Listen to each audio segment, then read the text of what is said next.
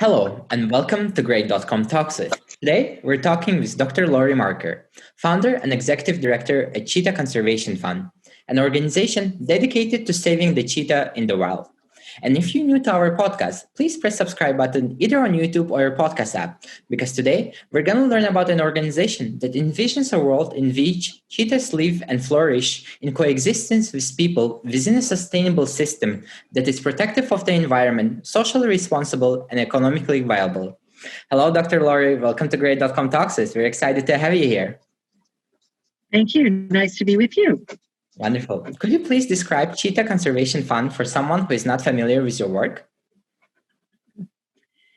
Well, Cheetah Conservation Fund basically is to try to help save cheetahs in the wild. However, the numbers are very low. So throughout the world, we're dealing with less than 7,500 cheetahs. We're dealing with cheetahs found in about 23 countries. And from that, we are based in Namibia, with another base up in Somaliland, and partners in many of the different range countries. So our work is broad, and we work through a variety of different levels, from research, conservation, and education. So all of our work is science-based, and we try to conduct conservation to keep cheetahs living in the wild, and a lot of awareness and education so that people are aware that the cheetah has a problem on a global basis.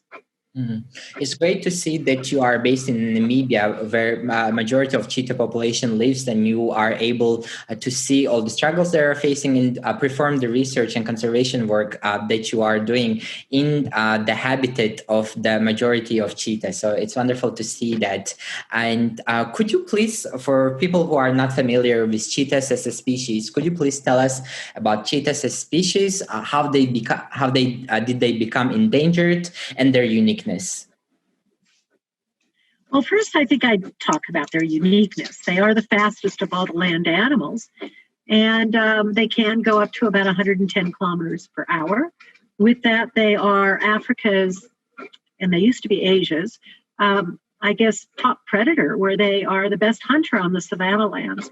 With that, though, going so fast, so many of the big, powerful, dangerous things that protect their prey are gone. So they don't have big, powerful teeth, big, sharp claws. All they really have is that speed. And from that, they are losing ground primarily due to a few things. One is that of most of the cheetahs that are found are not in protected areas. And with that, primarily because these protected areas are not all that large throughout their ranges. And there's a high concentration in these protected areas of lions and hyenas, even leopards, which cause cheetahs a lot of conflict, where they will kill their young or steal their food. So with that, the cheetah gets pushed out of these game parks, and about 80% of all cheetah populations remaining are found outside of protected areas. And with that, that puts them in conflict with humans and their livestock. So human-wildlife conflict is, again, one of the biggest problems facing cheetahs. Then another problem facing them is that globally is, for every animal, is loss of habitat. So with the cheetah being pushed out of these reserves, and then they're in competition with humans, as the human population continues to grow and their livestock, that puts them in even more conflict with humans due to this loss of habitat. And then another area that is really affecting them is that of illegal wildlife pet trade. And this is primarily up in the Horn of Africa. And it's also tied into human-wildlife conflict, where people will catch the cubs and then sell them into the illegal wildlife pet market, which has primarily been in the Middle East, which has affected their populations drastically. And then we tie in the fact that the cheetah is a species that lacks genetic diversity. They went through a population bottleneck about 10 to 12,000 years ago, leaving all the cheetahs very, very similar. And as the populations continue to be smaller and more fragmented, this loss of genetic diversity causes them great problems in not only reproductive abnormalities, which we've seen, but also how they are affected by potential diseases, and then how that also is affecting them around the ecological and environmental problems that they have to adapt to. So those are all kind of, in a nutshell, the problems facing cheetahs. Thank you so much for shedding the light on the uniqueness of cheetahs. Understanding that I hope I covered that okay for they you. are the fastest. That's wonderful. That's a great fact to know. But it's very sad to see that the majority of cheetahs are living in unprotected areas, and they do require protection. And then the coexistence with human is making it challenging, as well as the loss of the habitat that is happening across all species, and understanding that the human actions have put them in danger. And now we need to take precautions, and we need to take actions to save cheetahs so they don't become extinct. You first traveled to Southwest Africa, now Namibia, to conduct research in last century into the rewilding of captive-born cheetahs that led to the further formation of your organization. Could you please tell us why you decided to save cheetahs? Oh my, well, I started working with cheetahs, as you said, in the last century. That's a pretty scary thing to think about. But it was in the 70s, and I was fascinated by the cheetah. And what I realized is that people didn't know very much about them. And the more questions I asked, the more I was told, well, when you find something out about cheetahs, let us know. That they don't breed well in captivity. And I was running a captive facility, which was and developed to be one of the few places in the world actually successfully breeding cheetahs in captivity. But from that, we found that we were losing them in the wild, and that, again, nobody knew anything really what to do. Even though people have revered cheetahs for over 5,000 years, the populations back in the 70s were 3 times the size of what the populations are today. And I kept thinking that somebody would actually save the cheetah. If I kept telling people that the cheetah had needs, that somebody would do something. And again, all I would get back was, well, when you find something out about the cheetah, let us know. And I said, well, shoot, I guess I'm going to have to do this. So what caused me to do it was when I came here to Namibia, I actually brought a captive-born cheetah to Namibia and taught her how to hunt, which was part of my research. And I didn't leave her here, but the job was to find out what steps were involved and if a captive-born animal could actually learn how to hunt and thus potentially be rewilded. So the answer would be yes, they can learn how to hunt and they could be rewilded, except there's this human problem. And what I found is that farmers were killing cheetahs like flies, 800 to 900 a year. And back in the 1980s, the farmers here in Namibia had killed close to 800 to 9,000 cheetahs, which is more cheetahs than are left in the world today. And that was pretty much what clinched it for me, is that if nobody's going to do it, then I guess I'm going to have to do it. I always call that the they factor, that we all think that somebody's going to take care of things. They will take care of it. And what I found was that they are not going to take care of it, and that if I was going to try to save the species, something had to be done. And so I set up the Cheetah Conservation Fund in 1990 as the first organization working on cheetahs. We are a global organization and the largest organization trying to help save the wild cheetah. We have a variety of programs that we do that under. And I set up these programs by actually talking with the people here in Namibia about how we could stop them from killing 800 to 900 cheetahs a year. And that, was it because they were actually killing their livestock, or was it because of a perceived threat? And what we learned is it was more of a perceived threat. And I think this is maybe what I've done on a global scale, is that predators on a global scale are losing ground because of our livestock and of our ways of managing our livestock, as well as what our perceived ideas are about predators. We're afraid of them, and only good predator is a dead predator. And that's what I was finding with cheetahs. And that's why getting in here and working together with the farmers, we've developed a lot of programs to help them live together with cheetahs. I call them tools that have been well researched, and not only can we live with cheetahs, we found that we could actually, through good livestock management and good wildlife management and rangeland management, live together with pretty much any predator, if indeed we as people are willing to take those steps forward.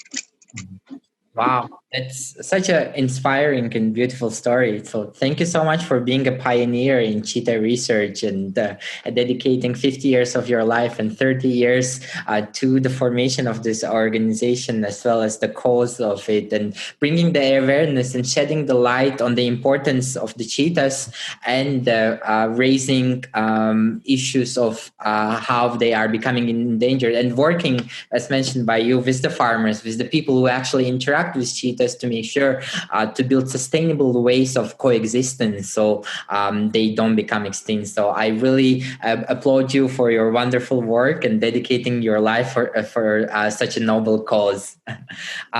You mentioned that several There are a lot to do. you mentioned several projects that are directed to conservation. Could you please tell us your conservation strategy and some of the work that you are doing in conservation work of cheetahs? Sure, and around that, really, it has revolved around livestock and wildlife. Mm-hmm. And the reason why I selected Namibia to set up our international base was that Namibia still has a good wildlife population. And so having wildlife for a predator is really, really important. And the more we've learned about that, if you manage your livestock appropriately, you can actually live in harmony with these predators, if indeed you do have a wildlife base. So a lot of the work that we have been involved in is programs that we call Future Farmers of Africa. And those are training programs that we work together with the farming communities in teaching them many aspects around that of the health of their livestock. We found that 60% of any livestock loss can actually be reduced by better training of the rural communities of understanding the health aspects of their livestock, how to trim hooves, how to give proper vaccinations. And those are aspects around rural Africa that most people don't think about. We've done a lot of training programs with farmers, not only here, but actually in many of the different regions of Africa where cheetahs are. We've also, in many of the different countries, started training veterinarians in them learning what the farmers actually need to know in order to take care of their livestock. Because livestock care doesn't just come under a veterinarian, it comes under management.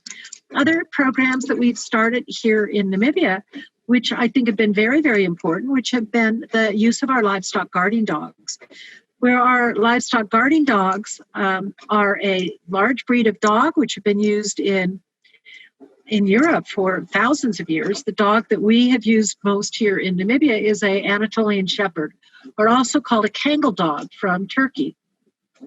They've been used over 5,000 years, protecting livestock from the large predators that were up in the Anatolian plateaus.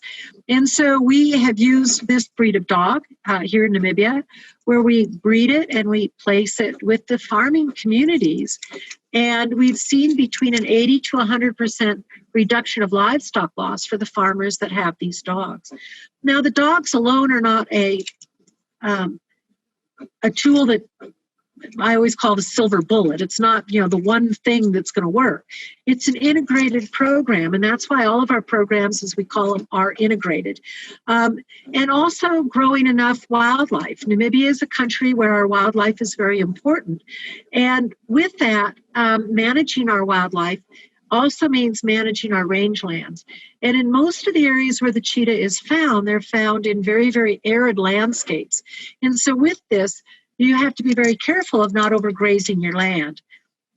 Where you have overgrazing, you can also have other bushes come up. And we have found where here in Namibia that we've had a huge problem around bush encroachment, or a thickened thorn bush, which has taken over. And we see this in many of the areas throughout the cheetah's range, which has been severely overgrazed by so much livestock. And so with this, we've looked at a habitat restoration project, and we're taking that into looking at biomass feed for livestock as well, and trying to open up these habitats that have been overgrazed. This is also a form of desertification, where these bushes actually are drinking the groundwater.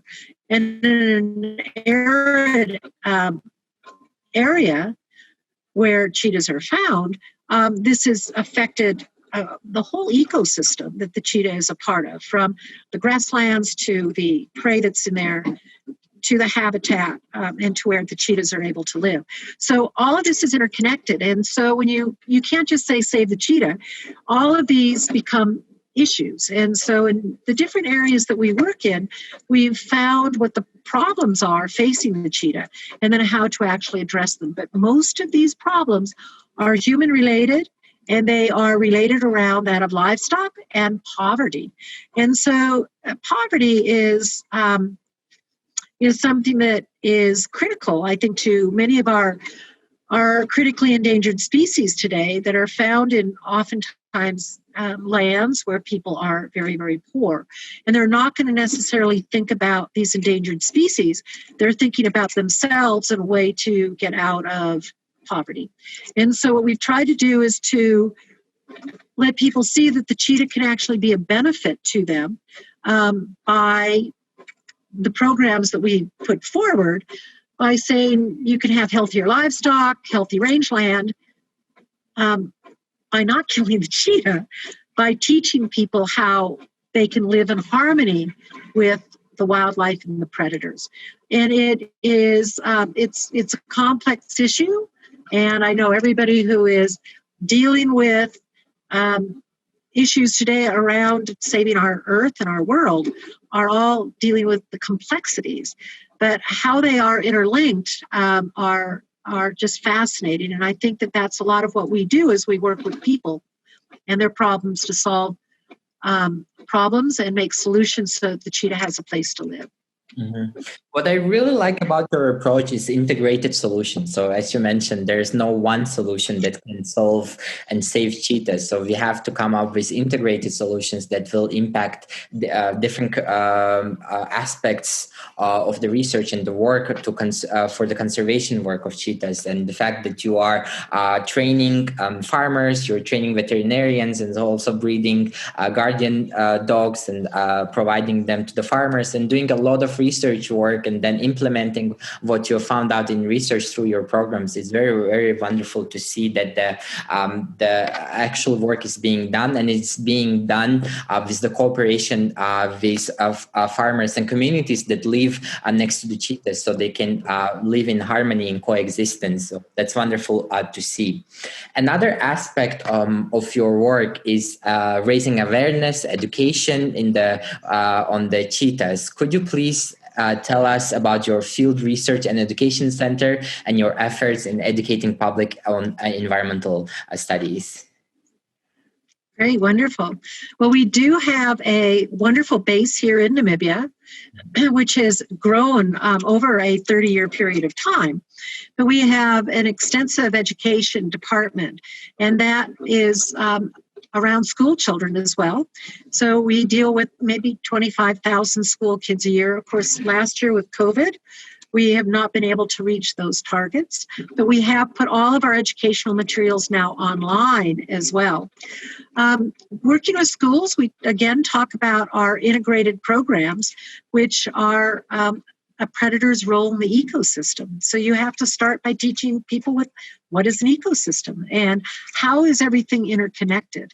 And from that, I think that basis gives children something to think about. Here in Namibia, after 30 years, it's been pretty exciting because so many kids have been through our programs. Anywhere you go, they'll say, "Oh, cheetahs, yes, you came to our school," or "We came to your center." Our center here in Namibia is based on a large piece of land and nature reserve, but it is also an integrated reserve where we do have our livestock as well. So we are a model farm. We are a working center. So we have our cattle, goats, and sheep with our livestock guardian dogs. And our staff are all trained in how to best care for our livestock and show people all those aspects. And so when school kids come here or when farmers come here or visiting researchers, those are all the aspects that they are involved in. Our research revolves around many of the things that all predator people are involved in, radio collaring or satellite collaring of cats, that we monitor their home ranges. We are also doing camera trapping grids.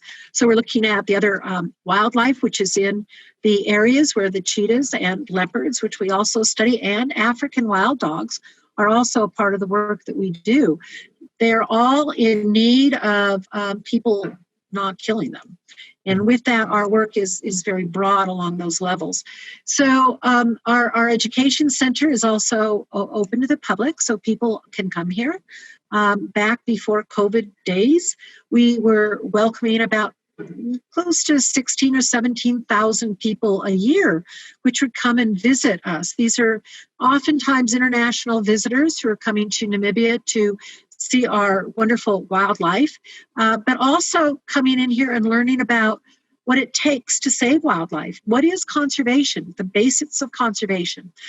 Here at our center, we do have a fully registered veterinary clinic. We have 3 veterinarians here at this point in time, a lot of veterinary students. We have a lot of interns that come. So we get interns from around the world as well as from Namibia. Of course, many of our Namibian interns become staff, which is great. But our international interns, many of them have gone off to develop wonderful, either compatible organizations with ours or other great organizations working on conservation. So a lot of our interns have, again, done wonderful, wonderful things as well. And then we also have a genetics laboratory, and it is, I think, one of the only genetics laboratories of its kind anywhere in the world, but definitely in Africa, because we're not connected to a university. We are at a field base, and here we are not only studying the cheetah, but many of the other carnivore species and a lot of partnerships that we work with on other wildlife species as well. So our genetics lab is a full-scale lab where we've got PCRs and genetic sequencers. And so again, we get a lot of students in also looking at the genetics of not only the cheetah again, but as some of the other species that we work with as well. Elephants, we work with rhinos, caracal, leopard, so a variety of species that we are working on within the genetics lab. But our main focus, again, is on cheetahs. And as I said, because cheetahs do lack genetic diversity, we're studying the cheetahs throughout their range. So we've just had a master's student that finished his work from our partners up in Kenya on their work with their cheetahs. And a lot of what we do is we use scat. We call it black gold. And from this, we can find a lot of things out. Some of what we find from that scat is what the cheetahs ate by washing the scat and getting the hair in and looking at that scat under a microscope, or finding out more about the individual animal or the relationship of that animal into the population. We're also looking at the illegal wildlife trade, and samples from these traded animals that have been confiscated are also being studied in our genetics lab down here in Namibia. So that's kind of what goes on here, and we welcome people to come and visit. We welcome interns. So if anybody listening wants to come and learn more about all these different programs, we put the students right to help working right with us. And then we try to publish. And so I think our research being published is also a very important aspect of the work that we do for the academic community and for teaching as well. But we then try to put that back into conservation action as well as education. Mm-hmm. Wow. Your field research and education center is indeed doing a wonderful work in showcasing how cheetahs interact with livestock, as well as bringing attention to the cheetahs and raising awareness on them, and why their role in the ecosystem, and why predators are important in general in the ecosystem. So that's wonderful to see. And your genetic lab doing all the research, analyzing, researching not only the cheetahs but other wildlife that are in a risk of being extinct. And it's what you're doing is very beneficial for our environment and for the sustainability of our planet. If someone would like to support a Cheetah Conservation Fund, how can they do that? Well, we welcome support. We are a nonprofit organization in a variety of countries here in Namibia, as well as that in Somaliland, throughout Europe, Canada, Australia, the United States. So we do welcome people to learn more about us. The best way to do that is to go to our website, which is cheetah.org, and to learn about the different programs. And if you want to donate to us, we welcome that. And so we do work off of people's support from around the world to help us, as well as small grants. And so, again, we also work with a lot of volunteers, and volunteers help in a lot of different ways as well.